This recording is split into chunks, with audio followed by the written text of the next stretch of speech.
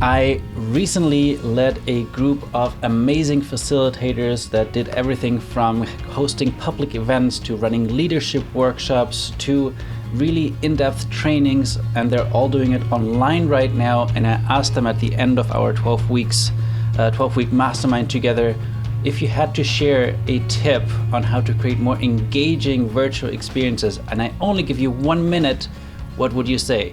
So in this video, I'm going to share with you the 6 tips that they came up with, and hopefully it will make your events just a little bit better. Here we go. So my number 1 tip is to send out event reminders. People have a lot of stuff they're managing right now, and sending out a reminder a couple days before your event, and then the day of your event, like 2 hours before and 15 minutes before, and always have the link right at the top of the reminder message. And that way, when they're scrambling around trying to make it to your event, there at the very top of their inbox is the link waiting and ready for them. Because after all, how can you engage them if they aren't there? Thanks for sharing that. Most important thing about engaging people is people being there. So that's good. Nice. What about you, Eleanor? What's your tip? My tip is, as soon as people come in the room and you greet them by name, ask them to rename themselves using the little 3 buttons at the top of their square, and add an emoji about feeling right now from the choices of the faces or whatever. And in the chat, maybe give a 1-sentence answer to how did you get your name?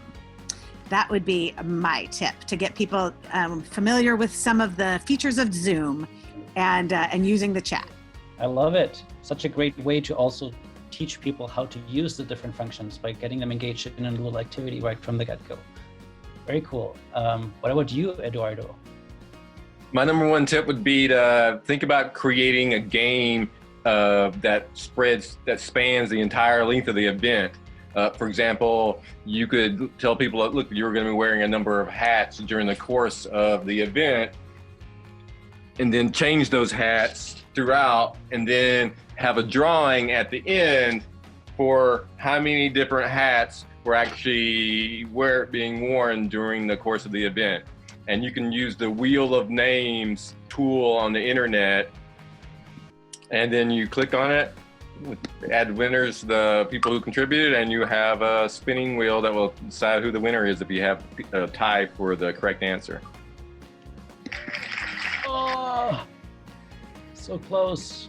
That's a nice, fun way to use that spinning wheel. And I love the hats. I don't know if you noticed, but I changed mine too. Yeah, I did see you doing that.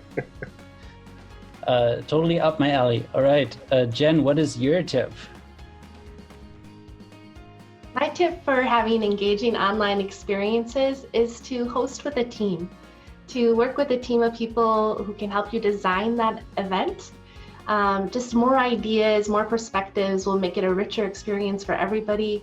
And although it's very possible to host an engaging event by yourself, with Zoom, there are so many things to manage, whether you're sharing slides, music, monitoring the chat. You can just be a little more attentive to everybody you have gathering. If you have a team of people paying attention and to the whole group. So I highly recommend hosting with a team. Amazing. I think with any group that is bigger than like 50 people, having an extra person there to help is almost essential. Javier, what's your tip?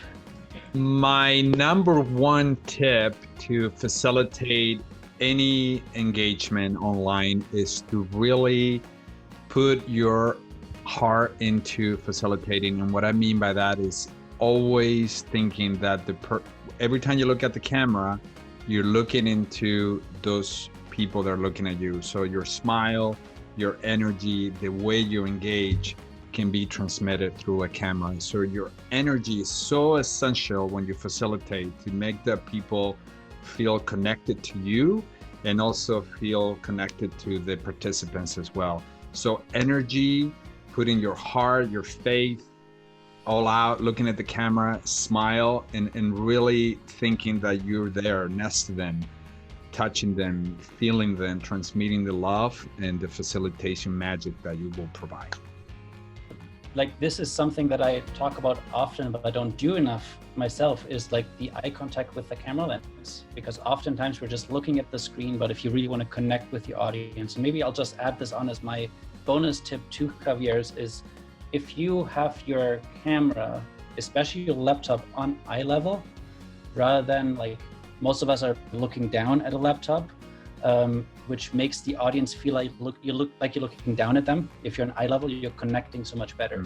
Then looking at the lens, like, eye contact is one of the biggest parts of creating connection with people. So the more you can look at the lens and then look at the screens rather than always looking at the screens of people, the better it is. So thanks all for those amazing tips. Thank you so much for watching, and thanks to all the amazing Deep Connectors that were part of my mastermind. I can't wait to see you grow and go out there and change people's lives.